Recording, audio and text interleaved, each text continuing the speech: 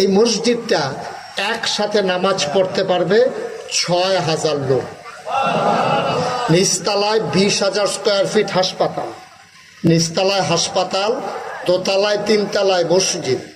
যখন আমি এটা ডিজাইন করার জন্য ইঞ্জিনিয়ারদেরকে ডেকেছি, ওরা আমাকে ডিজাইন করার পরে আমি জিজ্ঞেস করলাম যে এত বড় মসজিদ, ২০,০০০ স্কোয়ার ফিট হাসপাতাল, ৬,০০০ লোক নামাজ পড়বে, এটা করতে কত লাগবে?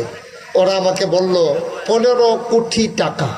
তা আমি খুব ভয় পেয়ে গেলাম, এত টাকা, আমি গরিব মানুষ, আমি কোথায় পাবো এত টাকা?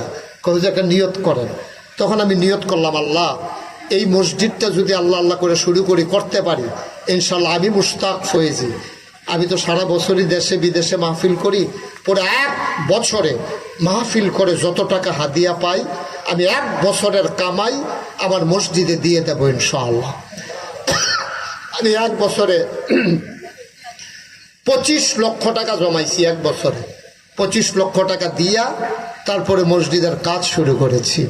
24 সালের জুন মাসের 1 তারিখ আমার মসজিদের 1 তলার ছাদের ঢালাই হয়েছে।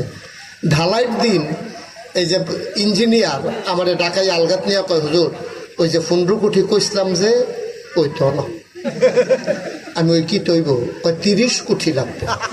আমি কই হ্যাঁ বাস আছে, কতক্ষণ ফিট মসজিদ করতাম, কইলাম কে রে কতক্ষণ ফিটা শুরু কর, হুজুর ডরাইয়েন না, আল্লাহ দিব।